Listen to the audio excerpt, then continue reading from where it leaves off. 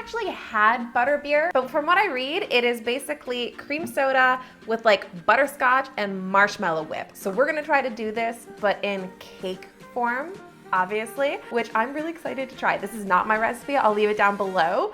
But it starts off like every other recipe. You just have your dry ingredients. So I have my all-purpose flour, and then I have my baking powder and salt, and I'm just gonna mix all of that together. Why is everything sticking? I like measured this all out yesterday, and now everything's just sticking to the bottom of the bowls. You mix up the dry ingredients like you normally do, but with one exception. We're adding in this like butterscotch caramel like pudding packet.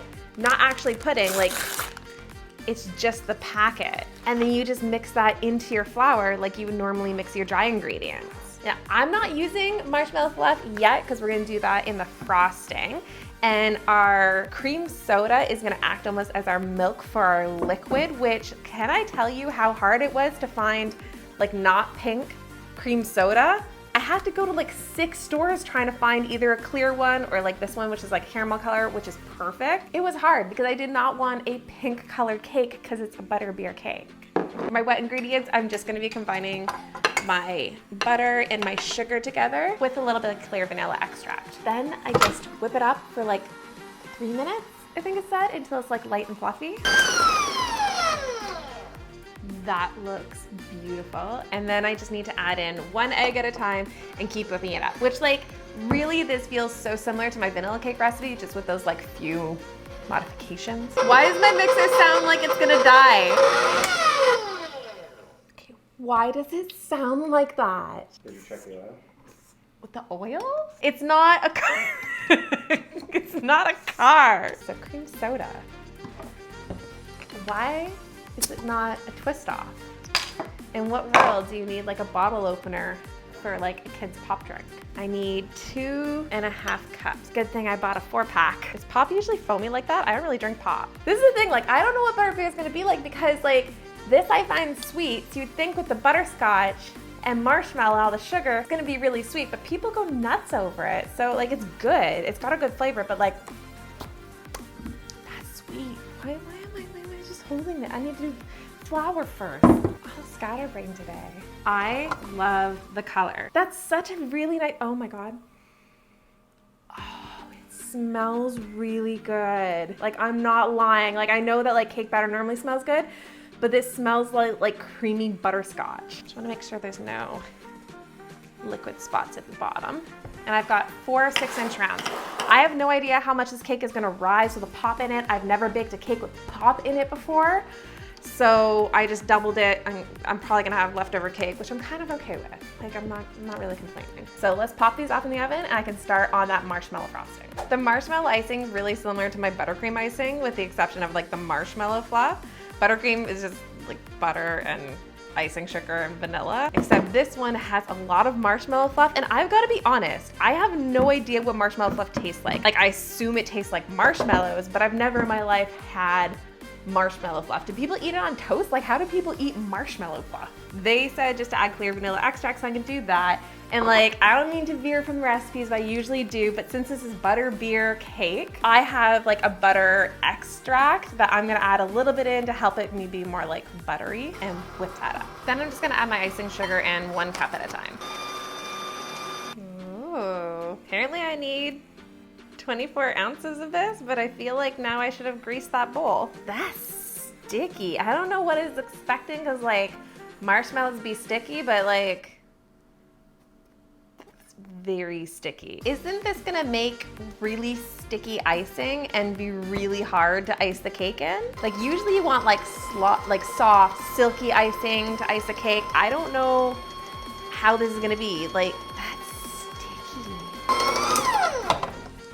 It's really soft. I don't know. I don't know what this is gonna be like to ice the cake in. Like it's very sloppy. Wow.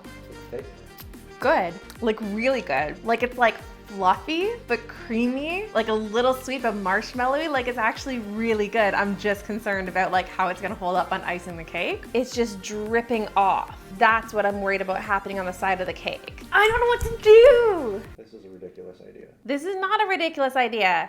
It's the same shape as the cake and it'll sell it for sure rather than waiting and have it slop all over my cake, which I'm pretty sure I'm seeing the problem that I thought I was gonna see, in which like gravity wants to take it away. Damn. I don't want to make more icing. I made a double batch of this. Now I've got to hand wash that tin because it can't go in the dishwasher. Okay, as delicious as this is, I don't think there's anything I can do. Like I can add icing sugar into it, but like it's gonna get so sweet and like I don't think it's gonna go as well. And either way, like there's no way I can pipe the unicorn's mane with this and do all my piping details. That's not gonna work. It's really good. I'm gonna keep it as a filling, and I'm just gonna make my regular buttercream to do the outside of the cake and like the piping and all of that. And if I can add a little bit of this into it to add the flavor, I'll do that. This cake is ridiculously moist. And as much of a pain in the butt it was to make a second recipe of buttercream, I know that at least this is gonna be structural and it's not gonna all slide around and be a mess, because this would not work. But for a filling, for a marshmallowy fluffy filling, I feel like it'll be really tasty. I have like a thick caramel sauce that I thought I would drizzle. That's what they said in the recipe, to drizzle this in the cake layers. Then I'm just gonna take the buttercream and then the marshmallow filling and my caramel and layer it up layer by layer. This is mighty jiggly. I'm gonna crumb coat it, and I'm hoping that after the crumb coat, it'll be a little bit, like if I crumb coat and chill it, it'll be a little bit more solidified and not slidey on me. That looks better. It still feels a little leany this way. Let's chill it. Okay, right? Like, it doesn't have the jiggle. We eliminated the jiggle with the fridge. I'm happy because I was a little bit worried. So I'm just gonna give it a thicker coat of icing. I feel good about this. Half the time I put it on with like an icing bag like this. The other half the time I just put it on with a spatula. I don't know what's easier. I kind of like both ways. Right now I'm kind of feeling like I just wanna get this done. Maybe this will be a fast way of, you know? Maybe it's like the relaxingness, you know, about just like, you pick up the spatula and you're kind of just smearing it on the side of the cake, and you know, there's something just soothing. No, just me. Whereas this, I feel like, just kind of like, you know, blatch. Is that what you're supposed to do? Yeah, you're just kind of. Just blatch it on? Bleh. What are you doing? Cut to the cake perfectly iced. There, perfectly iced. Now we can get into the fun part. Since I'm doing a Harry Potter unicorn, I have to make the horn, and I thought it'd be really nice to make it out of like gold. So I'm just starting with a big piece of fondant, and I'm tapering it down on both ends like that. So I've got like really tapered edges. I'm making a really weird shape. Am I doing it wrong? It's also huge. Why is it so big? Well, because I'm gonna cut it. It's like now, we cut it, and I cut it again. You see where I'm going with this? Yeah, I've seen you do this 100 times before. I know what you're doing. And then I kind of like just twist around, and then you just kind of like twist it together like that. That's perfect. Are you kidding me? It's massive. It's not, that's a good, so I'm gonna cut off the bottom a little bit, the fat bottom, but the twist is strong. Now I'm gonna cut off the ugly end. Boom. Oh yeah. Oh yeah. I feel good about it. It's perfect. You can't deny that that is perfect.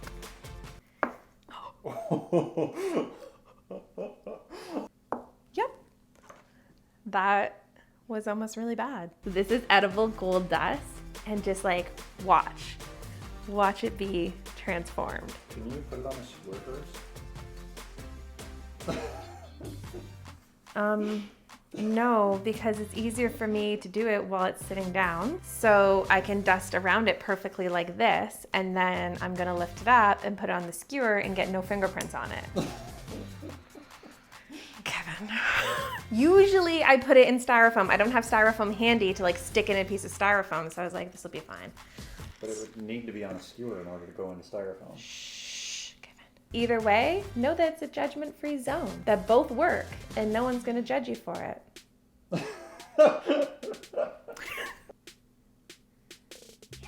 Now I can make the rest of the details. There's like quite a bit of fondant details on this. The cake needs a lightning bolt, obviously, because it's Harry Potter. So I'm doing that out of gold fondant as well and dusting that. I'm just gonna try to carefully cut out the lightning bolt the best I can free-handed rather than making a template. Then of course I need those like classic Harry Potter glasses that are gonna go over the unicorn's eyes. I always find unicorn's eyes are really challenging because you have to try to get the eyelashes right so they look okay, but I figured I'm just gonna do all of those out of black. and that would look really good. For the ears, I'm just gonna layer up white fondant and gold fondant because I feel like the contrast would look really nice, and then stick that in. My fondant decorations are ready. My buttercream's ready for the main, of course, Gryffindor.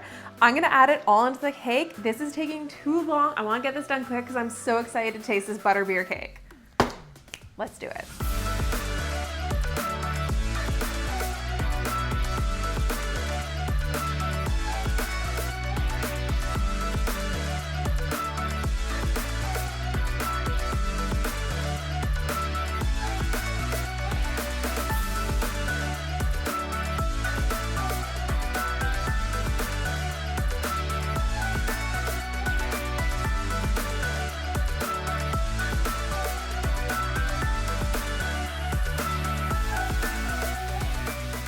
It smells so good.